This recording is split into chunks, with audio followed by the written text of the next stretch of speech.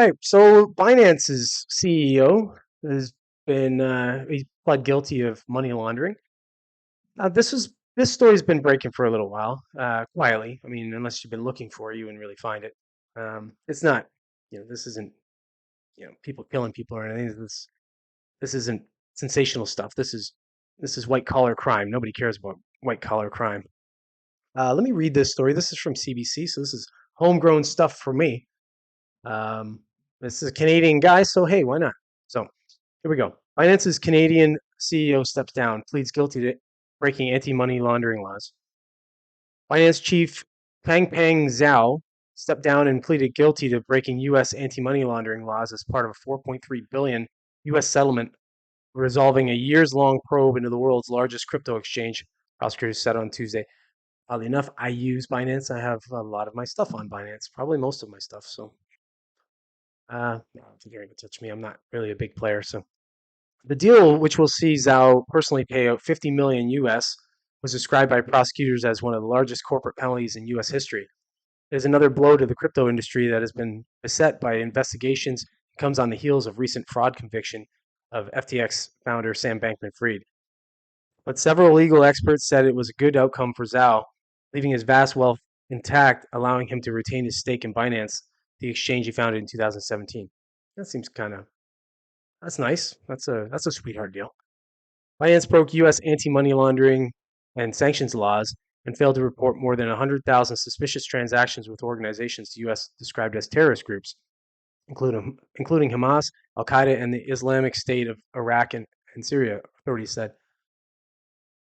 So the exchange also never reported transactions with websites, devoted to selling child sexual abuse materials. It was one of the largest recipients of ransomware proceeds. They said, yeah, that's the problem with crypto stuff. It's because it's so sort of in the background, kind of fringe, especially some of these cryptocurrencies and whatnot, and some of these exchanges. These guys can move money that way, right? A lot of that stuff is moved through there. I mean, the ransomware stuff, well, you can take a stance on that and be pretty upset about it if you want, but that's just stealing money, and it's like meh.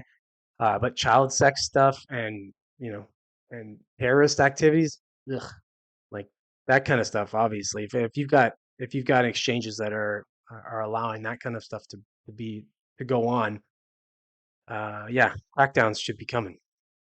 So Binance made it easy for criminals to move their stolen funds and illicit proceeds on its exchanges, U.S. Attorney General Merrick Garland said on Tuesday. Binance also did more than just fail to comply with federal law. It pretended to comply.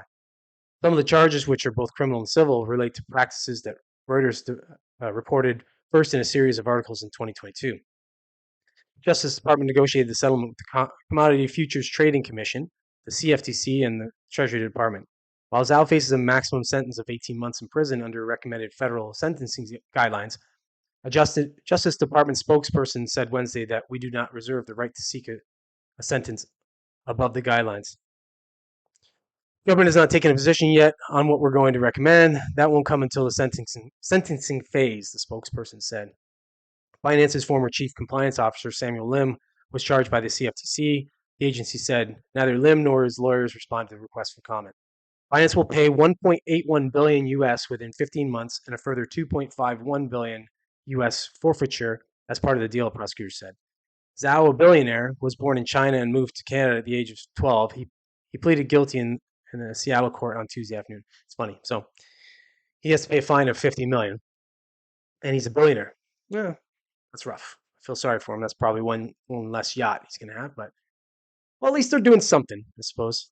You can't expect too much. These guys have so much money that it's like they strike these sweetheart deals, and yeah, the fact that they're holding them accountable in any way is, I guess, at least a good move in the right direction. But we'll see how this goes.